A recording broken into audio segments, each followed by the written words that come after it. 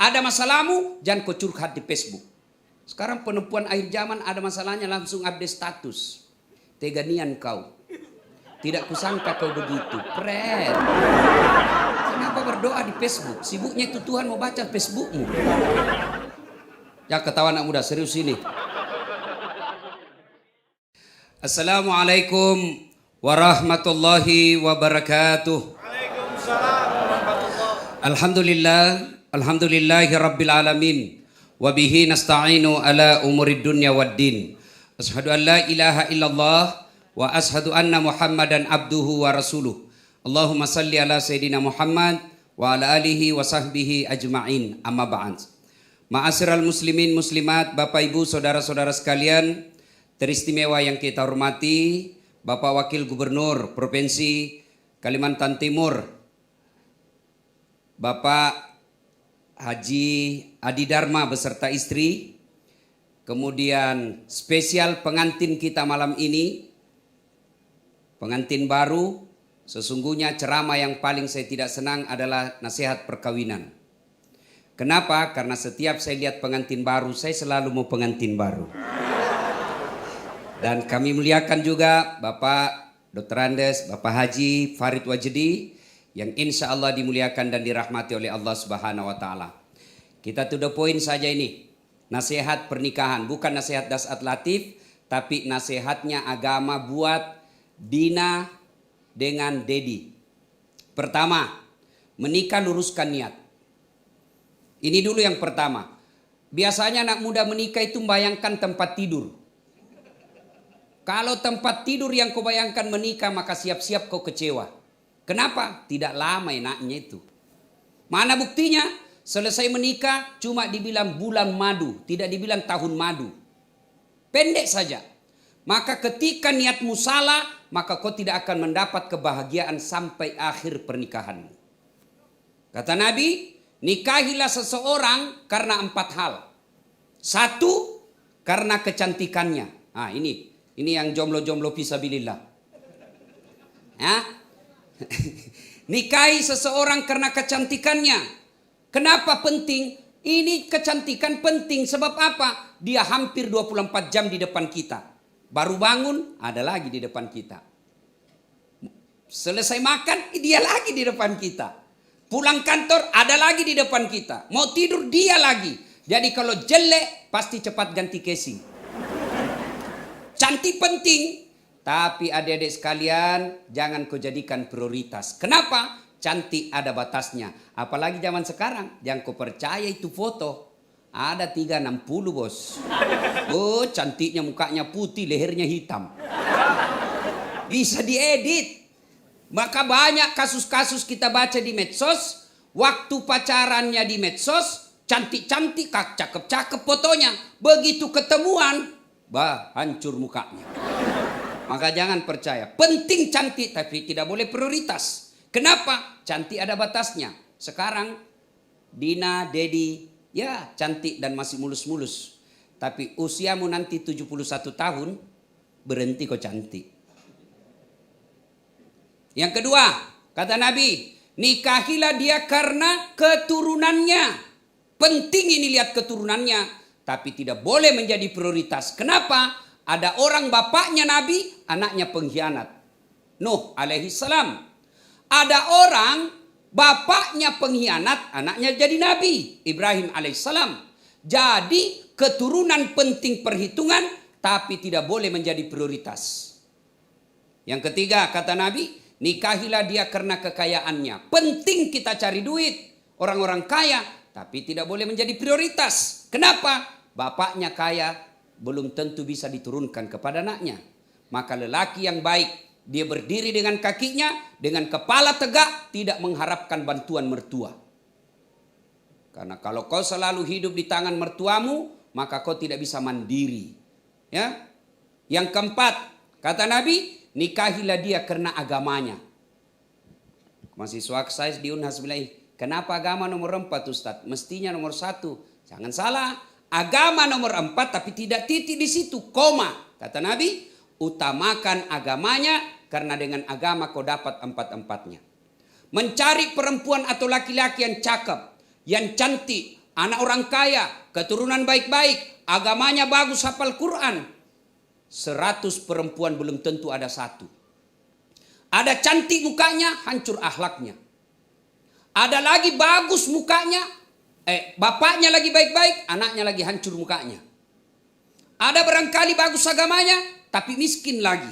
Maka mencari keempat-empatnya, dialah cantik, keturunan baik-baik, agamanya bagus. Kalau ada di Samarinda, tunjukkan saya juga masih mau. Maka kata Nabi, utamakan agamanya. Dia miskin, tapi akhlaknya baik, maka dia memperkaya dirinya dengan akhlak.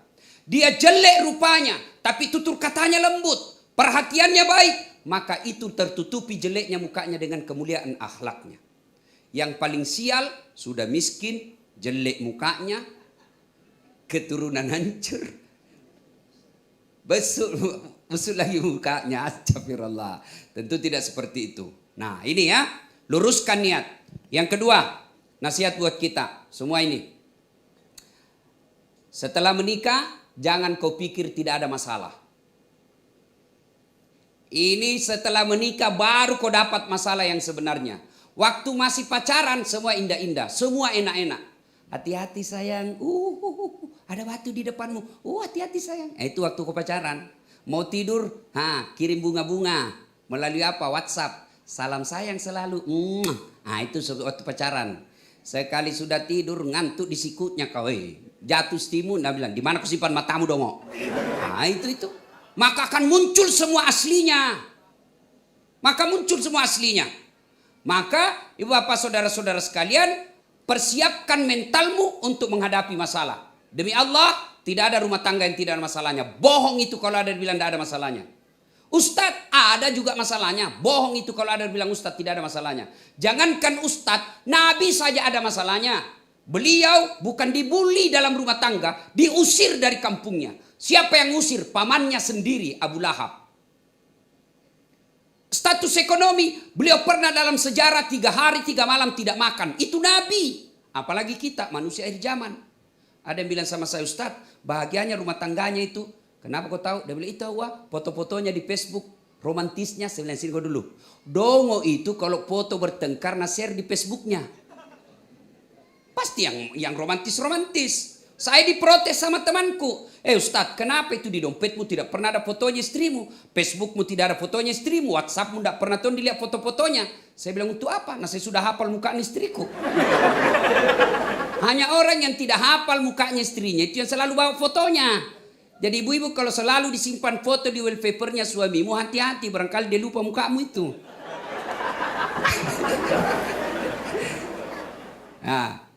Akan ada masalah. Maka ketika ada masalah, tidak ada pilihan lain. Allah cuma minta 2 resep. Dedi, Dina, 2 resep ketika ada masalah. Ista'inu bis-sabri was-salah. Sabar kok, perbaiki salatmu, saya yang selesaikan masalah rumah tanggamu. Itu. Ya. Coba lihat yang namanya rumah tangga. Dedi, apa dulu masalahnya sebelum menikahi Dina? Mau diterima lamaran. Sudah terima lamaran, selesai masalah? Tidak, baru ngurus pengantin. Kalau orang Bugis, terima lamaran. Sudah terima lamaran, uang panaiknya. Uang panaik. Sudah bayar uang panaik, selesai masalah, menentukan lagi gedung. Sudah menikah, selesai masalah? Tidak, apalagi mau punya rumah sendiri. Punya rumah sendiri, selesai masalahnya? Tidak, mau punya anak. Sudah punya anak, selesai masalahnya? Tidak, mau 2 pasang, 1 laki-laki, 1 perempuan. Sudah punya anak, mau lagi punya mobil. Dan seterusnya, begitu punya semuanya, langsung jelek lagi nilai istrinya. Itulah manusia, tidak pernah lepas dari masalah. Maka Allah cuma minta, perbaiki sholatmu, tingkatkan kesabaranmu, saya selesaikan masalahmu.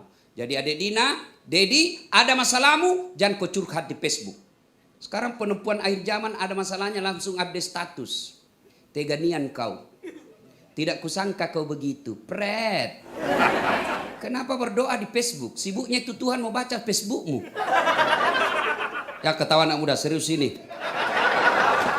Kau berdoa di atas sajadah. Saya berdoa Ustadz, tapi kau tidak sholat, tidak bakal sampai itu doamu. Bagaimana itu sabar? Apakah sabar seorang istri, dia lagi duduk-duduk, bersikir, sholat, langsung ditempelin sama suaminya. Pak, Nabi bilang istrinya, saya sabar bang. Bukan sabar itu, beleng-beleng. Tahu beleng-beleng? Dongo. Tahu dongo? Beleng-beleng. Ya. Lalu bagaimana itu sabar? Yuk belajar dari Nabi Ayub alaihissalam. Itu Ayub alaihissalam, manusia yang digelari oleh Allah dengan manusia yang sabar. Kaya, bangkrut, datang iblis. Ayub, sudah mau kesembah Tuhanmu. Dah kasih kaya, kau sekarang nak kasih bangkrut kau. Apa kata Ayub alaihissalam? Alhamdulillah sempat kaya, banyaknya orang dari lahir sampai mati miskin. Sudah itu masih dipuji Allah. Setan berkata tidak, dia begitu karena ada anaknya. Digodanya lagi, tes, meninggal anaknya. Datang lagi iblis, sudah mau kau sembah Tuhanmu. Diambil hartamu, sekarang diambil anakmu. Apa kata Ayub alaihissalam? Alhamdulillah saya sempat punya anak. Banyaknya orang dari menikah sampai meninggal tidak punya anak. Langsung dia bilang mahasiswaku, saya juga Ustaz, sudah hampir sarjana, tidak ada anakku. Kan tidak ada istrimu dong. Ada lebih parah, tidak ada suaminya, ada anaknya. Lebih hancur. Ayub alaihissalam lalu ditesnya lagi. Apa? Sakit. Seluruh badannya dimakan ulat. Tapi Ayub alaihissalam berkata, Alhamdulillah saya sempat sehat. 81 tahun saya sehat. Baru saya 16 tahun sakit. Masa saya mengeluh kepada Allah. Ini rahasia buat bapak ibu. Nih, biasa orang tidak sabar menghadapi musibah rumah tangga. Ya, 60 tahun berkeluarga, tiba-tiba ada cobaan, baru 2 bulan kena cobaan, dia dilupakan 60 tahun bahagia dengan suami atau istrinya. Ayub alaihissalam, 81 tahun sehat, 16 tahun sakit. Istrinya berkata, bang, kau berdoa bang. Saya malu berdoa kepada Allah. 81 tahun saya sehat, baru 16 tahun saya sakit, saya bersabar. Ditinggal lagi oleh istrinya. Ayub alaihissalam tetap bersabar. Kalau kau terapkan ilmu sabar dalam rumah tangga, tidak ada masalah. Yang kedua, perbaiki sholat. Alhamdulillah. Ya. Jadi saling mengingatkan. Nah, biasanya kalau pengantin baru itu yang susah apa? Sholat subuh. Kau ketawa nama ini urusan orang tua. Nah, mandi ya. Maka Allah kasih tolerir. Boleh ditunda-tunda sedikit, boleh. Misalnya masuk waktu subuh jam 5, ya tunda-tunda sedikit. Tunggu ya, agak-agak sudah. Tapi orang kaya sekarang enak Pak. Tidak takut dengan air dingin. Apa? Ada air hangat. Nah, Rasulullah itu mandi dengan istrinya. Terapkan ini.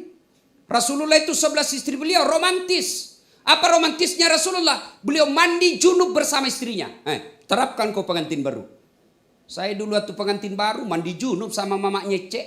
Kiri kan yang ketek ya dari belakang. Dulu waktu pengantin baru. Sekali sekarang diajak mamanya Cek, ayo mandi junub. Gelek-gelek kadeh. Coba itu Rasulullah romantis. Rasulullah kalau minum sama istrinya, itu romantisnya Rasulullah. Minum 1 teguk dikasihnya lagi istrinya. Minum lagi dikasihnya lagi istrinya. Hebatnya Rasulullah, bekas bibirnya istrinya dia minum. Coba kalau bapak-bapak bekas bibirnya istri diminum. Bau betul mulutmu. Itulah Rasulullah. Bapak saudara-saudara sekalian. Ya. Nah, ada masalah, tingkatkan kesabaran, perbaiki sholat. Yang ketiga, adinda berdua. Rumus bahagia rumah tangga, tidak perlu kaya banyak-banyak. Tidak perlu kursus rumah tangga yang banyak. Gimana caranya? Muliakan orang tua. Adinda berdua, coba, ini hadir tamu-tamu kehormatan kita. Ada Pak Farid Wajdi, ada Pak Wagub, ya, ada tokoh-tokoh masyarakat dari Bontang. Bayangkan banyak tamu-tamu kehormatan. Kira-kira karena 2 mempelai? Bukan, karena kedua orang tua. Karenanya muliakan orang tuamu, insya Allah kau akan bahagia. Selesai menikah ini, besok atau malam ini masuk kamar bikin kau komitmen. Saya selesai menikah dulu, komitmen pertama sama istriku saya bilang begini. Kau boleh marah sama saya, kau boleh maki-maki saya. Ada duit kau habisi itu rezekimu. Tapi kau mau marah sama saya silakan, mau lempar kepalaku silakan. Yang penting tidak dikena. Satu yang tidak boleh ya. Saya tidak mau kau dengar, saya dengar telingaku kau hina orang tuaku. Begitu kau hina orang tuaku, kau keluar dari rumah. Tidak ada toleransinya. Itu harus jadi laki-laki begitu. Tidak boleh itu. Istri memaki-maki orang tua kita. Kalau ada rumah tangga bermasalah, periksa bagaimana penghormatanmu sama orang tuamu. Kalau kau tidak muliakan orang tuamu, tidak mungkin Allah bahagiakan rumah tanggamu. Maka selesai menikah bikin komitmen. Laki-laki muliakan orang tuanya istrimu. Istri muliakan orang tuanya suamimu. Jangan sampai jadi suami takut sama istri. Datang orang tuanya dari kampung. Suaminya bilang, "Dek, ini sudah lama kita tidak pernah belanja-belanja untuk ibu. Kita belikan emas ya." Langsung dia bilang istrinya, "Apa? Mamakmu terus? Kawin kau sama mamakmu?" Beleng-beleng. Mana orang bisa kawin sama mama dong? Ayo, jangan sampai ada seperti itu.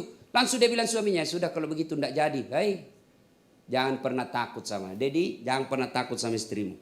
Sayangi istrimu bukan untuk ditakuti. Ya, ada di sini suami takut sama istri? Ada? Berhenti kau jadi laki-laki. Apa mau takut sama istri? Nah, semua gaji tak diambil, dibelikan mobil, dibelikan rumah. Masa mau takut sama istri? Bila dia ngamuk Ustaz, dia kasih pecah piring. Biar kalau dia kesak pecah piring, kasih pecah 1 lusin. Dia kasih pecah televisi, tidak apa-apa, tidak ada dia nonton.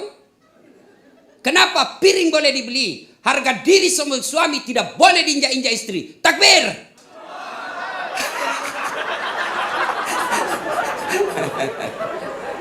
Yuk, jangan pernah mengkhianati orang tuamu. Itu rumus, Dek. Ya, Dedi, Novi, perbaiki hubungan sama orang tua. Datang Pak Adi, Dedi yang datang menyambut. Datang orang tuanya Dedi, Novi yang datang menyambut. Insya Allah. Datang orang tua, "Dek, ini ada duit untuk Bapak." Enggak, Allah tidak lihat duit yang kau kasih. Yang Allah lihat niatmu membahagiakan orang tuamu. Mau 10.000, mau 1 juta, Allah tidak lihat nilainya. Yang Allah lihat niatmu membahagiakan orang tuamu. Sehingga apa? Allah membukakan pintu kebahagiaan rumah tangga. Ada keputusan kau mau ambil, jangan ambil tanpa ridha orang tua. Saya tidak butuh ilmunya, saya sudah cerdas, lebih tinggi sekolahku daripada ibuku. Allah tidak mau melihat otaknya kita. Yang Allah ingin lihat bagaimana caramu memuliakan orang tua. "Pak, ini ada tanah saya mau beli. Menurut ibu bapak bagaimana pendapatnya?" Minta pendapatnya supaya orang tua merasa, "Oh, anak saya masih memuliakan saya." Tiba-tiba beli tanah, "Pak, ada beli tanah." Pasti orang tua tidak keberatan. Tapi paling dia bilang, "Oh, anakku dia sudah tidak hargai saya." Tak ada lagi tanya-tanya, hilang berkahnya rumah tangga. Birrul walidain. Imma yablughanna indakal kibra ahduhuma aw kilahuma fala taqul lahumā uff wa la tanharhuma wa qul lahumā qawlan karima. Kedua orang tuamu dalam pemeliharaanmu, maka berbuat baik, jangan kau berkata besok-besok Pak Adi kalau sudah jadi tua, Ibu Ira sudah tua-tua, sudah mulai sakit-sakit encok, tinggal sama anak. Disitulah ujian buat orang tua dan ujian buat anak. Kalau kau mau rumusmu bahagia rumah tanggamu, muliakan orang tua, insya Allah kau akan dapat kemuliaan dalam hidup. Ibu bapak saudara-saudara sekalian, ini khusus, jangan sampai menghina istri. Ini saya kasihan, saya di medsos saya itu dalam 24 jam pasti ada yang curhat masalah perceraian. Pasti. Ya. Nah, ada yang curhat, "Ustadz, saya lagi kanker." Ini ibu-ibu kasihan, "Saya lagi kanker Ustadz. Suami saya bawa perempuan ke rumah. Saya mau minta cerai, ada anakku, saya mau bertahan." Memicu kanker saya karena stres itu memicu semakin beratnya kanker. Dengar deh ya pengantin baru. Tidak ada kemuliaan seorang lelaki yang menghina istrinya. "Saya Ustadz merantau dari Sulawesi ke Balikpapan bekerja. Sudah hampir 10 tahun tidak bisa beli rumah." Lihat istrimu. Kalau kau hina istrimu tidak bakal bahagia rumah tanggamu. Coba Dedi tadi waktu menikah.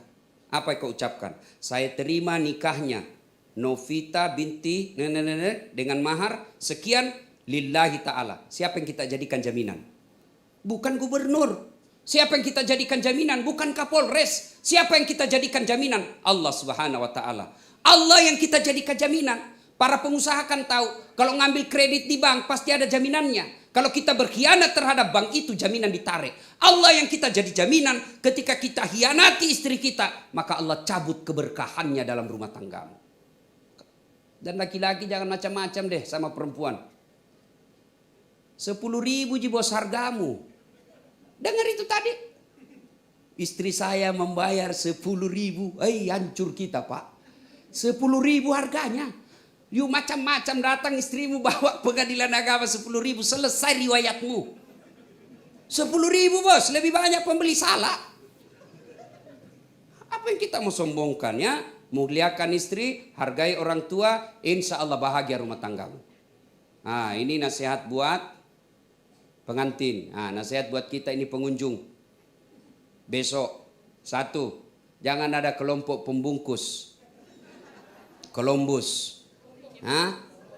Kelompok ibu-ibu pembungkus. Ada itu. Pura-pura datang membantu. Hati-hati, sekarang ada CCTV. Ada memang itu dia bawa itu kantong plastik di tas-tasnya. Kalau sudah hitam itu, kalah.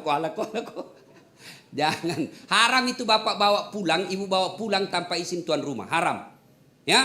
Yang kedua, biasanya kalau ada acara pengantin banyak yang pulang bawa dosa. Kenapa pulang bawa dosa? Datang mencela-cela. Tidak serasi kudungnya. Ini goblok betul itu istrinya. Kenapa kau tahu? Dia melengket gigi itu. Lipstiknya melengket di giginya. Sudah satu dia celah, datang lagi yang satu, palsu emasnya. Semua dia celah. Ustadz pun tadi ada yang celah saya masuk sini. Itu juga bajunya waktu di YouTube. Astagfirullah, saya pun dicelahnya. Astagfirullah. Jangan mencela kalau ada pengantin. Besok ini kita lihat kalau pesta. Yang ketiga, biasanya kalau ada acara begini, banyak yang tidak sholat. Terutama ini ibu-ibu. Bagaimana cara pengantinnya orang mau berkah, undangannya 1000 orang, lebih banyak tidak sholat daripada yang sholat. Terutama ini ibu-ibu. Gara-gara make up. Mukanya dikira tembok. Biru, coklat, abu-abu, krim. Ada lagi yang kasih lebih-lebih sedikit di sini.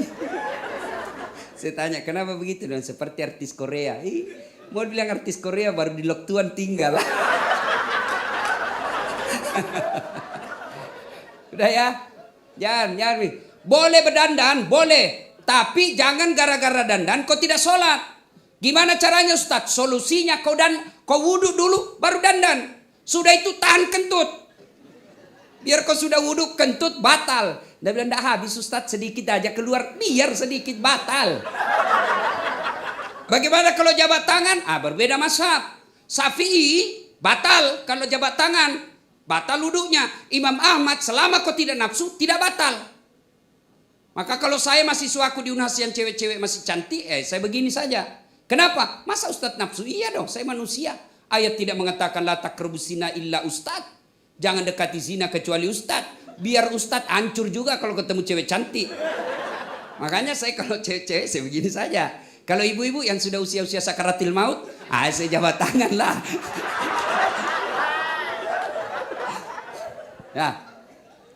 Ya. Apalagi yang membuat perempuan banyak tidak sholat? Kudung. Jilbab sakaratil maut. Talinya 2 meter, ikat di gigi dia, di lehernya. Nah kasih 3 lapis itu kuning, biru, abu-abu. Nah kasih strem lagi sedikit sini. Kasih miring, ada keling-kelingnya, ada kayak pohon di belakangnya. Roknya sempit. Susah goyang tali hidungnya begini. Dia bilang suaminya, cepat-cepat kau banyak tamu. Dia bilang tunggu sedikit pak. Beleng-beleng. Ketawa baru dirinya nak kena. Jangan lagi begitu deh ya. Sudahlah ya. Coba lihat pak, dalam pengantin. Istri pejabat, orang kaya, bangsawan. Lalu dia datang pakaian seadanya, menjadi perhatian dan akan menjadi teladan. Orang kalau pejabat itu suaminya, orang kaya, bangsawan. Sederhananya ya, baiknya sifatnya. Orang akan memujinya. Ini terkaya tidak. Terkenal tidak, cantik tidak, tapi gayanya la ilaha illallah. Nana tahu aja orang bilang orang bontang. Apalagi muka babak, sudahlah ya. Yang berikutnya lagi, nasihat buat kita semua. Kalau ada pengantin, nasihat buat kita semua. Kalau ada pengantin, biasanya banyak tersinggung pulang. Kenapa tersinggung? Merasa tidak dilayani. Jauh-jauh saya dari Sulawesi Selatan, tidak diurus. Tidak mungkin Pak Adi dan Ibu Ira melayani Bapak dengan sempurna. Kenapa? Banyak tamunya. Saya dengar-dengar 10.000 nanti akan diundang.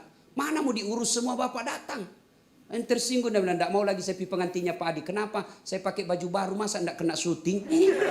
Gara-gara syuting dan ngambek. Nah ini juga tukang foto biasa kasih tersinggung itu tamunya orang. Alhamdulillah ini malam saya lihat baik. Biasa itu ada tukang foto pantat dia kasih tamu kemuliaannya orang. Disitulah kehebatanmu seorang fotografer, mampu menempatkan tempat dirimu tidak mengganggu acara orang, padahal kau mengambil gambar yang baik tanpa mengganggu tamunya orang. Itulah yang namanya profesional. Biasa orang foto, tabe pak, kau kasih pantat apa tabe baru pantat kau kasih ki.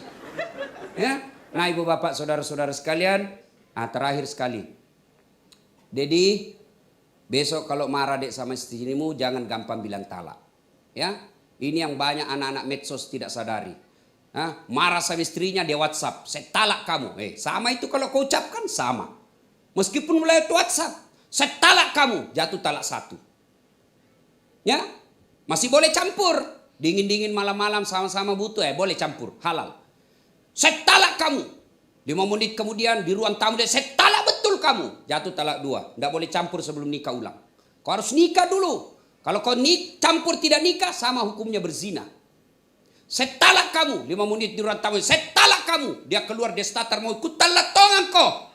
Jatuh talak 3. Tidak boleh campur kecuali dia cerai dulu dengan perempuan laki-laki. Kita ceraikan perempuan itu, lalu dia menunggu 3 bulan, lalu nikah dengan laki-laki lain, dicerai lagi laki-laki lain itu, lalu kita menunggu 3 kali haid, baru kita nikah lagi. Itu namanya talak 3. Hati-hati. Bagaimana kalau perempuan bilang talaka, biar sampai di atas pantatnya.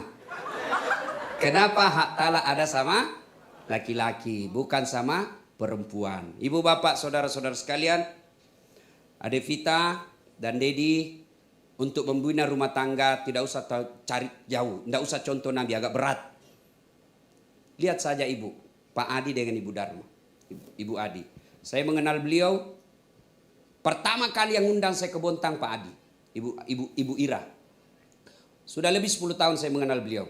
Saya tidak pernah mendengar Ibu Adi kasar sama istri, sama suami. Tidak pernah saya dengar kasar bicara. Pak Adi pun saya mengenal, sudah bertahun-tahun saya kenal, tidak pernah busuk mukanya di depan istrinya. Tapi saya yakin pernah juga bertengkar. Tidak mungkin tidak pernah bertengkar, tapi tidak pernah menampakkan sama orang. Banyak kita biasa bertengkar di depan orang, biar di depan banyak orang dia kasih bola matanya sama suaminya. Suaminya minta izin, Bu saya boleh minum kopi? Dia bilang boleh tapi matanya melotot. Dia lihat sama orang, kasihannya. Jangan. Contoh saja. Ibu Adi, Ibu Ira tidak pernah kasar ngomong sama suami. Pak Adi tidak pernah saya dengar memaki istri. Itu aja contoh deh. Ya, Ibu Ira pernah punya suami sebagai wali kota, tapi tidak takabur dan tidak pernah sombong. Tetap mendukung istri dengan sebaik-baiknya. Kalau ini kita jadikan contoh, lalu banyak berdoa, minta pertolongan kepada Allah, saya yakin kalian berdua akan membentuk rumah tangga yang bahagia. InsyaAllah.